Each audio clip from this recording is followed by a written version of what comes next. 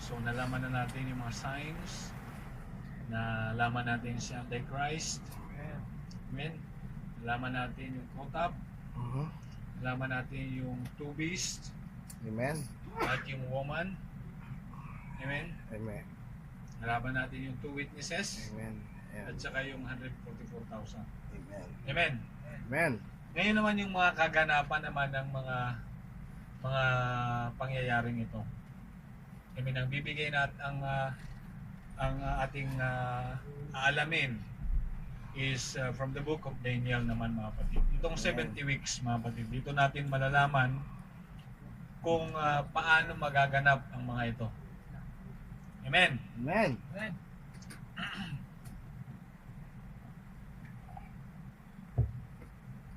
Sabi dito, mga kapatid, no? Sa book of Daniel chapter 9 verse 24, 70 weeks are determined upon thy people and upon thy holy city.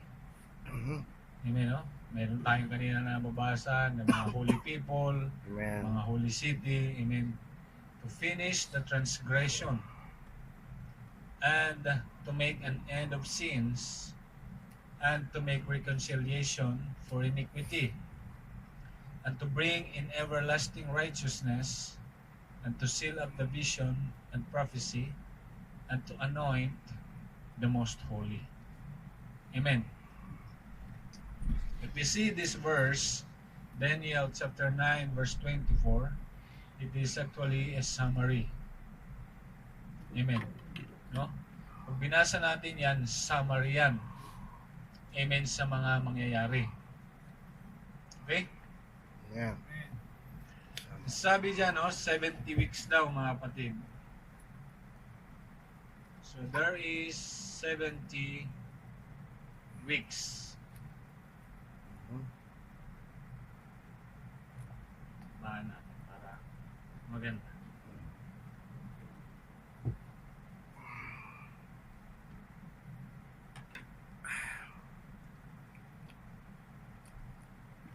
So there is 70 weeks. 70 weeks. Okay? Sabi doon, sa 70 weeks are determined. 1. Number 2, upon thy people and upon the holy city. Yung mga tao nga sa holy city mo.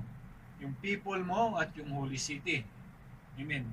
To finish the transgression. Ito yung katapusan ng pagsalansang sa kasalanan, mga kapatid. Amen. And to make an end of sins. Within 70 weeks, dyan puputulin na yung end na yung sins. Wala nang kasalanan, mga kapatid. Amen. And to make reconciliation for iniquity. Sa loob ng 70 weeks na yan, mayroon tayong tinatawag reconciliation sa ating Panginoon. Amen. Ano pa? And to bring an everlasting righteousness. Amen. And to seal up the vision of prophecy and to anoint the most holy. Amen. Amen. So itong verse na to, it's a summary. Amen. Amen. So pag binasa natin yung 24, it's a summary of the 70 weeks. Ano-ano yung mga kaganapan? Ito. Ikaw? Okay? Amen. Kuha natin. Amen. Ano yung 24? Summary ng kaganapan sa loob ng 70 weeks. Amen.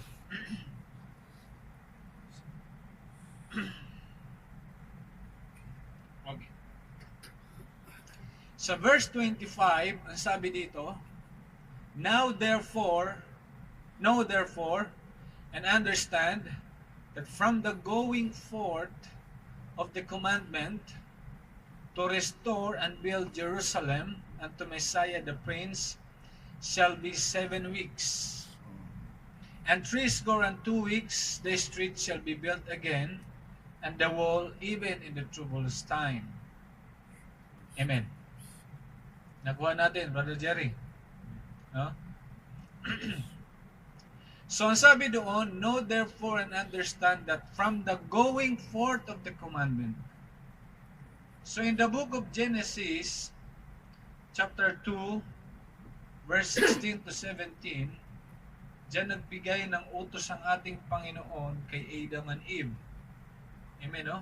Huwag kayong kakain, amen, no? Ng bunga ng punong kahoy na to na magbibigay ng knowledge of good and evil. Amen. Amen, no? So that is the going forth of the commandment. Ibig sabihin yung pagpasok ng utos. Amen. Hindi naman commandments. Amen. So Bible, mga kapatid, makita natin yung unang utos kay Adam and Eve, huwag kayong kakain. Sa book of Genesis. Amen. So from the book of Genesis, sabi doon, to restore and build Jerusalem unto Messiah the Prince, no, shall be 7 weeks. So para ma-build yung Jerusalem unto Messiah the Prince, it is 7 weeks. Basahin natin sa Nehemiah 2:17.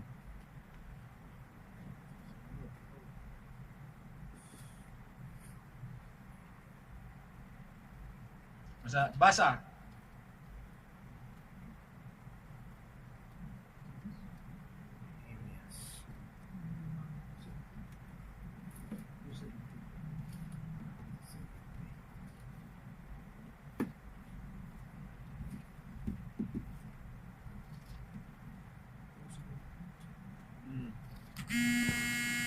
Nehemiah 2:17. Nga? Agad naman. Ganito po sinasabi sa Nehemiah chapter 2 verse 17. Then said I unto them, Ye see the distress that we are in, how Jerusalem lieth waste, and the gates thereof are burned with fire. Come and let us build up the wall of Jerusalem, that we be no more in reproach. Amen. No? Thank you. So that is when they build Jerusalem again, the wall. Amen. No? In Nehemiah 2:17, malinaw, word for word, let us build again the wall of Jerusalem. Amen. So, sa Nehemiah 2:17, simula sa book of Genesis hanggang sa Nehemiah nung binild yung Jerusalem, mga kapatid, praise God, yung wall, mga kapatid, ang sabi dyan, 7 weeks. Amen. Shall be 7 weeks. And 62 weeks, the street shall be built again, and the wall, even in the troublous times. Amen. So 62 weeks means 20 times 3 plus 2. That is 62.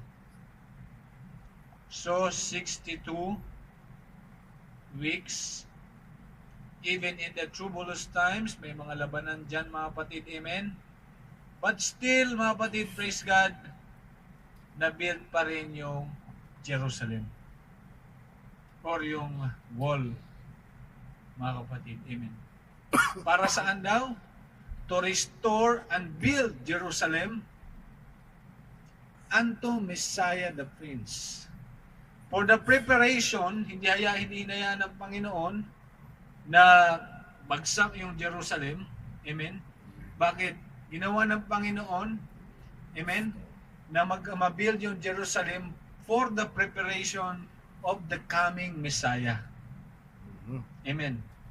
So the Messiah came. Amen, no? For unto us a child is born. Amen, no?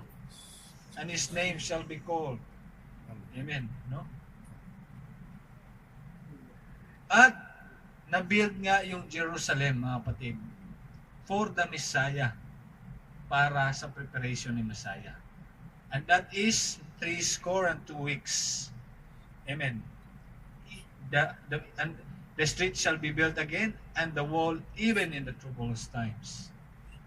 So yung verse 24 kanina, hinihimay-himay na ngayon ni Daniel. Kaya paliwanag sa atin yung 70 weeks. Natapos na yung 7 weeks. Amen. At natapos na rin yung 62 weeks. Na-build na yung Jerusalem. Amen. So, ibig sabihin, 7 weeks plus 62, that is 69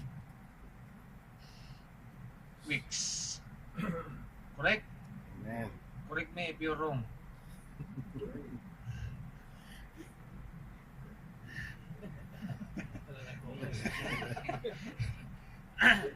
So, 69 weeks na. Tama, mali. Tama, di ba? Nakasulat eh. Ayan, no? So, paniwalaan natin. So, 7 weeks plus 62, 69 na. Kung 70 weeks yan, minus 69, ilan natira? So na lang. Okay, galing niya talaga. No? Mga mathematician eh. 70 minus. So, merong natirang 1 week. Amen. Amen. May natirang 1 week. Tama? Ang tanong, kailan mag-umpisa yung 1 week? Amen. Ngayon, puntahan natin sa 26. Sabi dito sa 26, and after 62 weeks, ibig sabihin after 62 weeks. Amen, no? After 62 weeks, tapos na yung 7, after 62 ngayon, shall Messiah be cut off. Kanina, prepare yung streets, amen, for the Messiah, the Prince. Amen. He's the Prince of Peace. Amen. Preparation for Jesus Christ to come. Pero ang sabi ngayon dito, after 62 weeks pala, shall Messiah be cut off.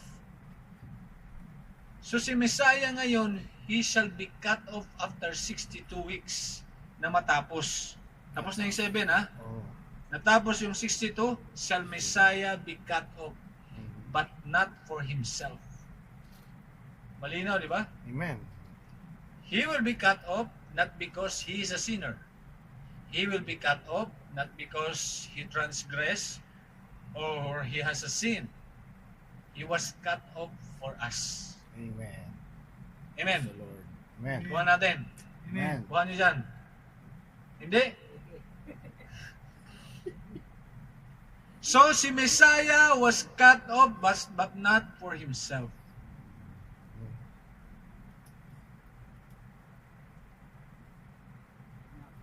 He was crucified in the cross of Calvary. Amen. Amen. Because he was cut off, but not for himself. And the people of the prince, si Messiah, that shall come shall destroy the city and the sanctuary. In the book of Revelation 13:6, makita mo yung futuristic event. Amen. At ang ano ba sabi? And even thereof shall be with the flood. Nabasa natin kanina. Di ba? Galing sa sagot. Di ba? Galing kay Beast, di ba? Ibis pala. Di ba? Yung flood na yun yung wrath of Satan. Wrath of the devil. Amen. Amen. No? Amen. Futuristic na to. Hindi to nangyari after 62. Futuristic to. Amen, no? And yun mga references. And to the end of the war, desolation are determined. So at the end shall be a war. There will be a war here. The end of 70 weeks is war. Tama, mali? Sulat eh. Di ba? Amen. So nakasulat. Amen. Isinisa-isa natin, no? Rightly dividing the word of truth. So ang natira ngayon, 1 week na lang at ang dulo daw noon is war. Amen. Amen. Ang dulo ng 70 weeks is war. Amen. Pag-aralan natin yan sa Battle of Armageddon. Amen. Kuha natin? Amen. So may nakita tayong flood doon, mga kapatid. Amen. No? Tandaan niyo yung flood na yan. Mga clues yan, mga words yan na maglilink doon sa mga ibang verses.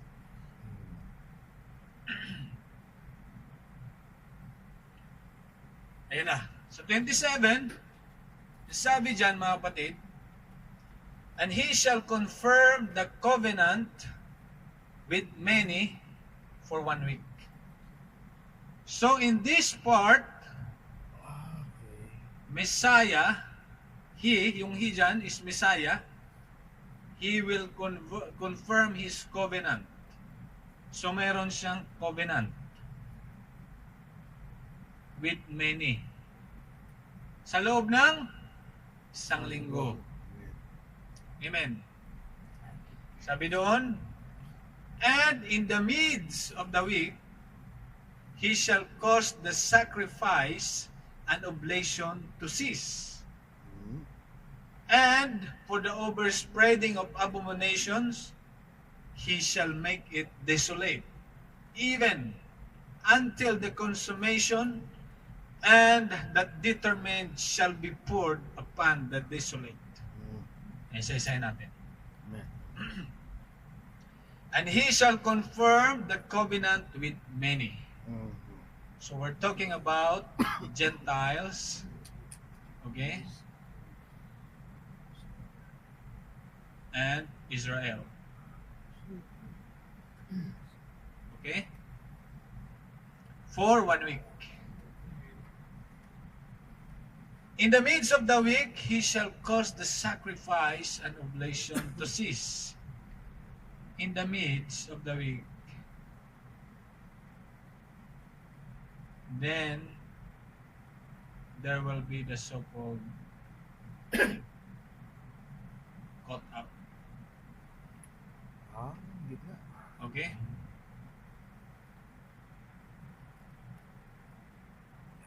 In the midst of the week. And for the overspreading of abomination shall he make it desolate until the consummation that determined shall be poured upon the desolate. Sino yun? Si Antichrist. He will pour, mga kapatid, praise God, yung kanyang wrath, mga kapatid. Amen. Amen.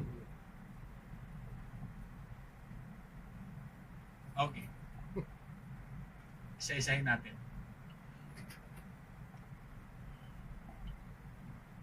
Genesis, for the forthgoing of the commandments, to build Jerusalem unto Messiah the Prince shall be 7 weeks. And 62 weeks shall be determined that the city shall be built again. Amen. Unto Messiah the Prince. Amen. And he shall confirm with many for 1 week. Amen, no? Sabi doon, and Messiah shall be cut off, but not for himself. Amen?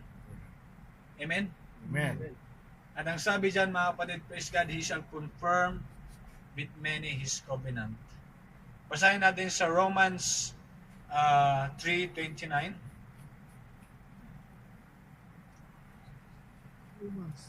Romans 3:29.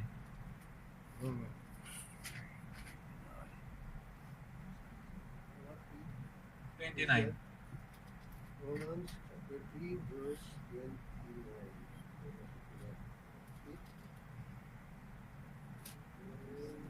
O ang Diyos baga ay Diyos ng mga Hudyo lamang, hindi baga siya ang Diyos din ng mga Hintil. O ng mga Hintil din naman. Sige, tuloy. Kung gayon ay naiisa ang Diyos at kanyang aring ganap ang pagpupuli sa pamamagitan ng pananampalataya at ang di pagpupuli sa pamamagitan ng pananampalataya. At sa verse 21, iwawalan kaya nating kabuluhan ang kautusan sa pamamagitan ng pananampalataya. Huwag nawang mangyari, kundi itibay pa na natin ang kautusan. 11:25 to 27, Romans 11.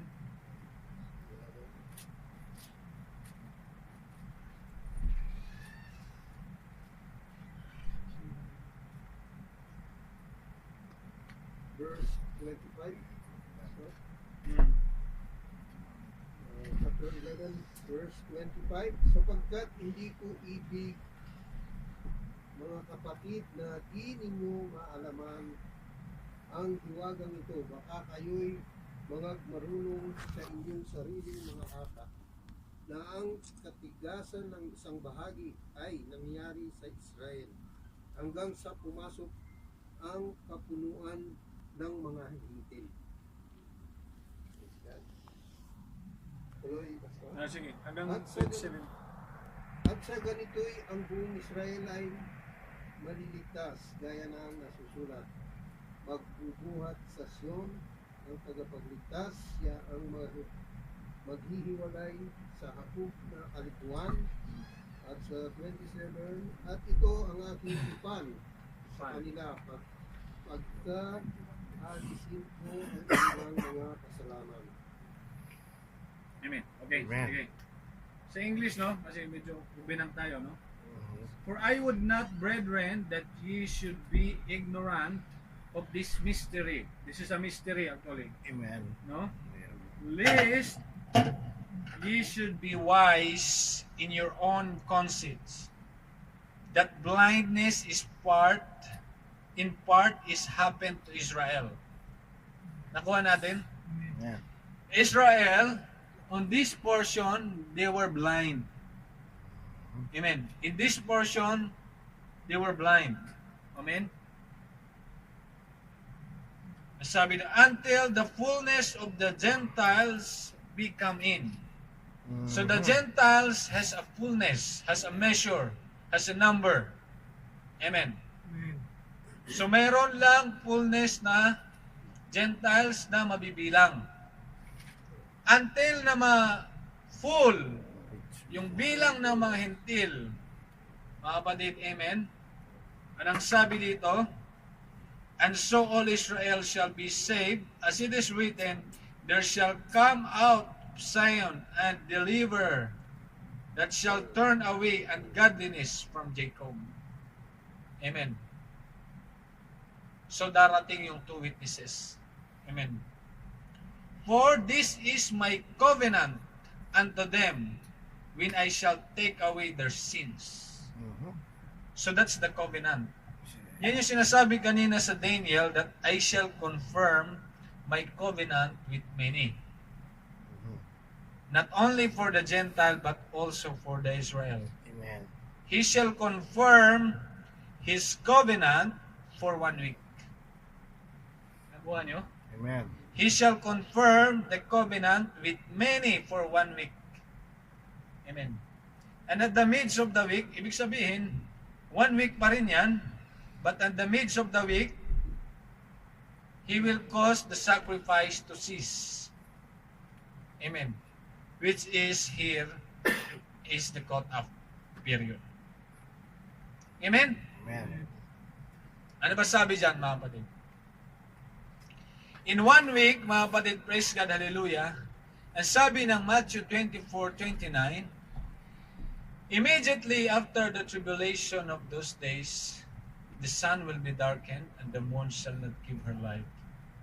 Ano sabi doon? And you will see the Son of Man coming in the clouds.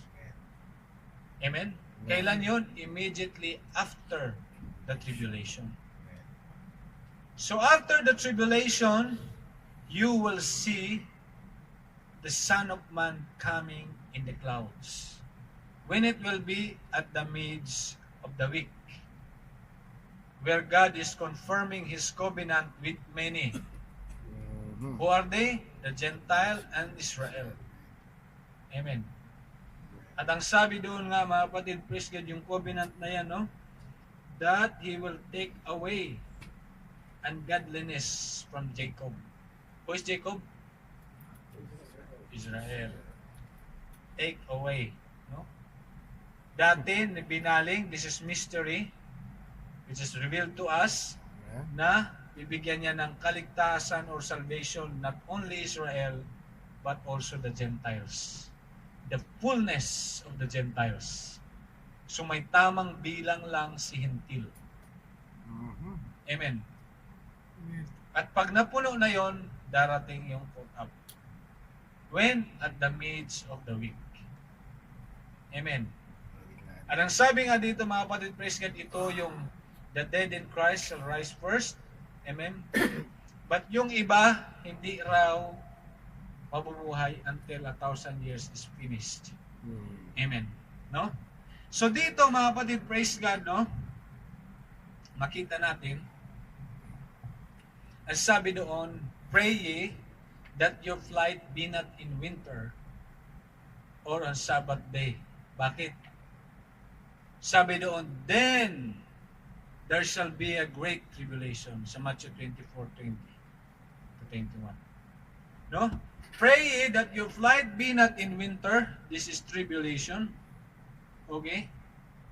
Bakit kinakailangan mong makasama sa caught up? Because then there shall be a great tribulation. Okay, dalawa. Okay? Bakit great tribulation? Because there is a great wrath of Satan.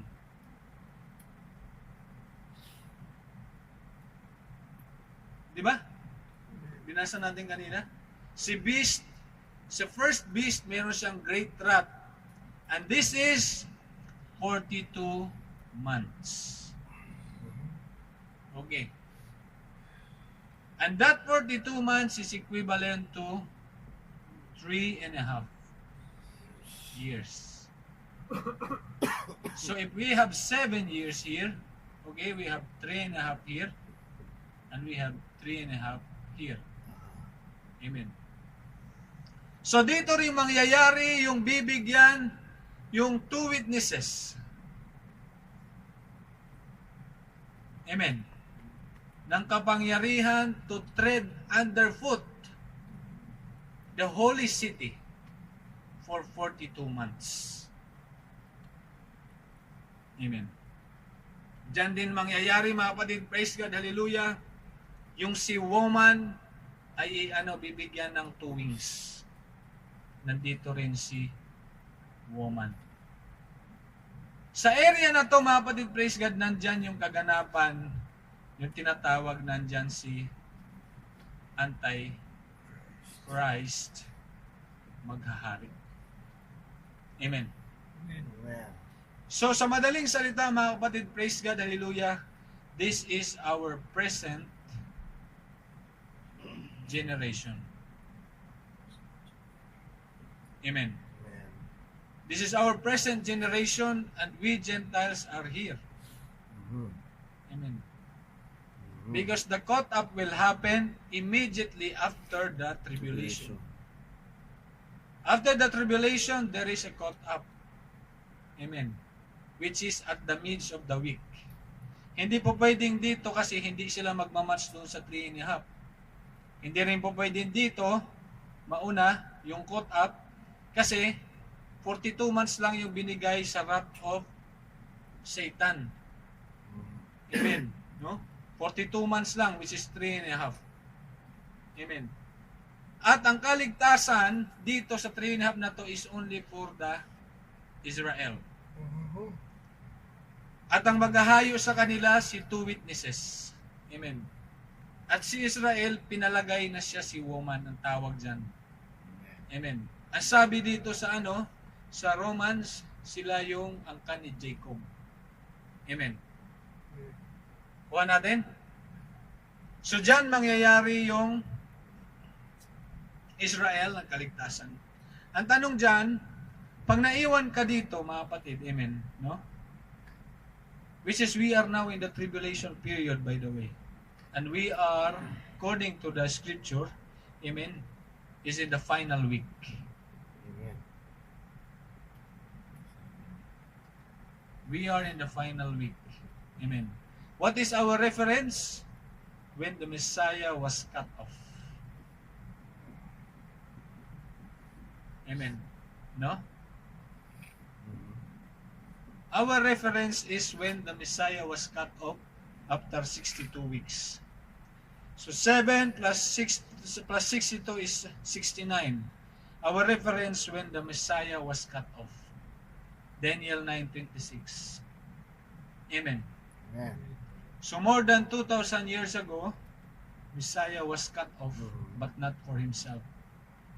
And now, after 2,000 years, more than 2,000 years, we are in the 1 week period.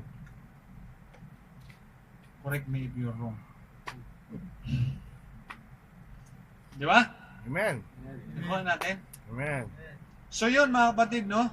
So immediately after the tribulation, so we are in the tribulation period. Mhm. Amen. Kaya nga sabi ni Paul, I rejoice in my tribulation. Amen, di ba? Dito yan sa period na yan. Amen, no? May mga tribulation, sabi ng Pedro, no? Persecution or tribulation. So persecution is a tribulation, mga kapatid. Amen. Amen. Pero yung tribulation na yan, mayroon pang mas malala dyan. Pag naiwan ka sa caught up, pupunta na sa Great Tribulation. Amen. So these are all tribulation. Amen. Ang pinagkaiba lang nila, ito medyo mild. Ito mas matindi. Ang description doon na hindi pa naranasan ng mundo. Amen. Kailanman. So marahil meron magsasabi sa atin na I have already experienced a great tribulation. Okay, great tribulation. But this one ay great tribulation na hindi pa naranasan ng mundo. Amen. Amen. Pakita po. Amen. Okay, di ba? Amen. Nakuha natin, no? He's Tribulation. suffering great tribulation.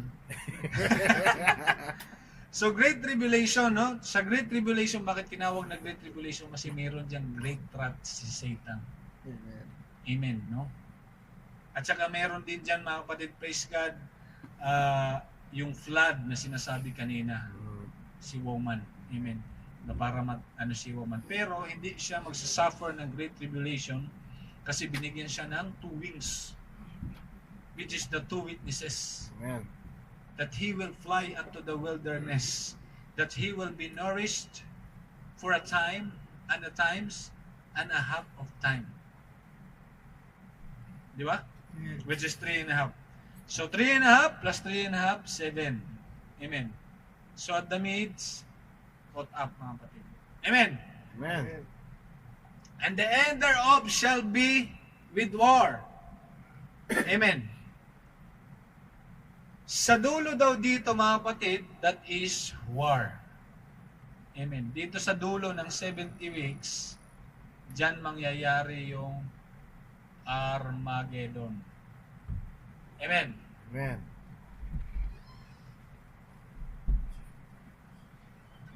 Kasi ang sabi doon, the end thereof shall be with war. Sabi ng pinasa natin, mga kapatid. Okay? Amen. Nagawa natin? Amen. So may tanong.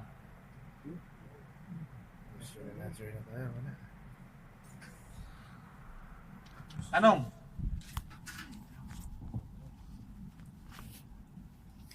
Okay, walang tanong daw.